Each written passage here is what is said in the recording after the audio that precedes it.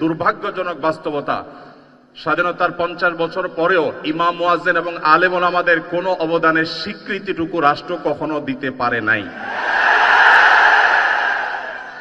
আজও বাংলাদেশের চেহারাকে যদি পরিবর্তন করে দিতে হয়, আজও বাংলাদেশকে যদি স্বনির্ভর করতে হয়, আজও বাংলাদেশের পরিবেশ সচেতনতা সৃষ্টি করে যদি সাফল্য অর্জন করতে হয়, পরিবেশ বিপর্যয় যদি রোধ করতে হয়, যে কোনো দুর্যোগ মোকাবেলা যদি সফলভাবে করতে হয়, দেশের শুধু মসজিদগুলোকে ইমাম মুয়াজ্জিনদেরকে যদি রাষ্ট্র অন করে, ইমাম মুয়াজ্জিনদেরকে যদি সে সুযোগ দেয়, তাদেরকে যদি অন্তত কাজ করবার পরিবেশটা করে দেয়, আমার বিশ্বাস বাংলাদেশের চেহারা পরিবর্তন করতে আর কোনো কিছুর তেমন বেশি প্রয়োজন হবে না। আসসালামু আলাইকুম ওয়া রাহমাতুল্লাহি ওয়া বারাকাতুহু।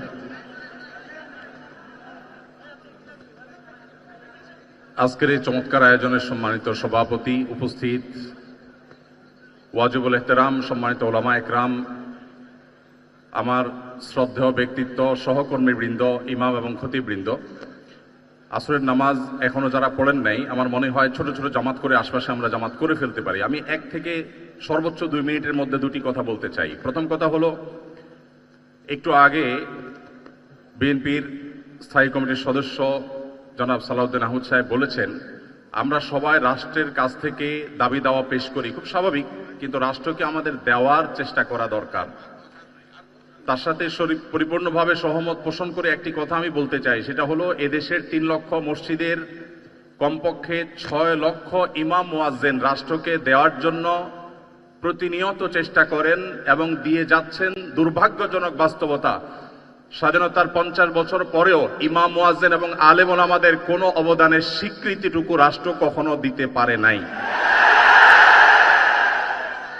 আজও বাংলাদেশের চেহারাকে যদি পরিবর্তন করে দিতে হয়, আজও বাংলাদেশকে যদি স্বনির্ভর করতে হয়, আজও বাংলাদেশের পরিবেশ সচেতনতা সৃষ্টি করে যদি সাফল্য অর্জন করতে হয়, পরিবেশ বিপর্যয় যদি রোধ করতে হয়, যে কোনো দুর্যোগ মোকাবেলা যদি সফলভাবে করতে হয়, দেশের শুধু মসজিদগুলোকে ইমাম মুয়াজ্জিনদেরকে যদি রাষ্ট্র অন করে, ইমাম মুয়াজ্জিনদেরকে যদি সে সুযোগ দেয়, তাদেরকে যদি অন্তত কাজ করবার পরিবেশটা করে দেয়, আমার বিশ্বাস বাংলাদেশের চেহারা পরিবর্তন করতে আর কোনো কিছুর তেমন বেশি প্রয়োজন হবে না।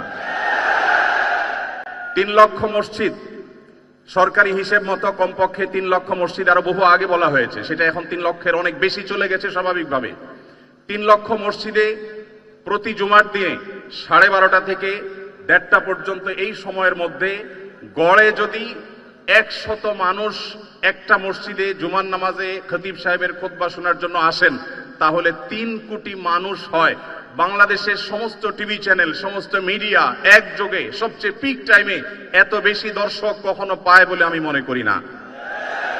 এবং সারা সপ্তাহের সবচেয়ে মূল্যবান সময় বৃহস্পতিবার রাতে, শুক্রবার অফিস নেই, স্কুল কলেজ নেই, মাদ্রাসা নেই, সবাই ফ্রেশ একটা ঘুম দিয়ে, সপ্তাহের সবচেয়ে ভালো গোসলটা দিয়ে, সবচেয়ে ভালো নাস্তাটা করে, সবচেয়ে সুন্দর পোশাকটা পরে, সবচেয়ে ভালো আতর পারফিউম ব্যবহার করে, সবচেয়ে মূল্যবান সময়টা খতিব সাহেবদের সামনে গিয়ে দোজানো হয়ে বসে।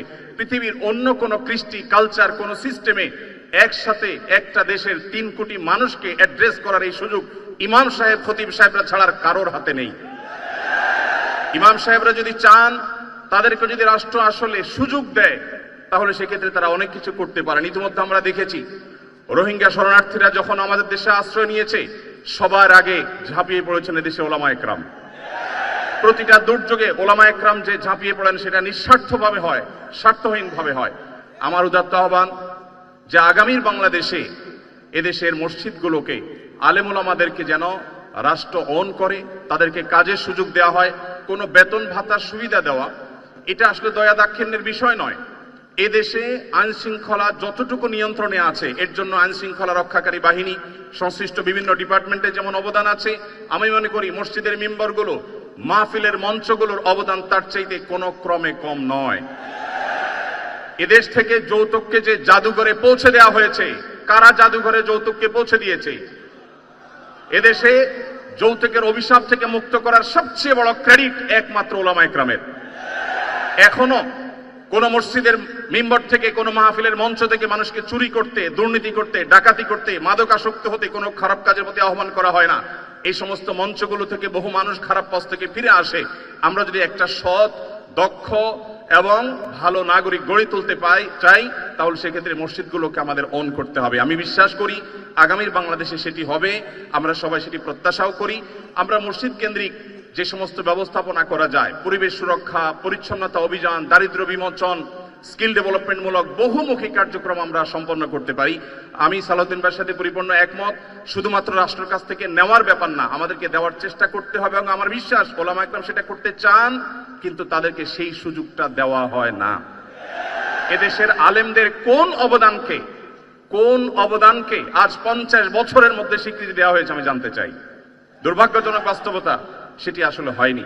তো আমরা নতুন বাংলাদেশে অন্তত প্রত্যাশা করি যে আমরা সবাই মিলে, শুধু আলেম ওলামা নয়, সকল ধর্মের মানুষ কাঁধে কাঁধ মিলিয়ে আমাদের এই প্রিয় বাংলাদেশকে আমরা বিশ্বের দরবারে উন্নতির চরম শিখরে পৌঁছতে চাই।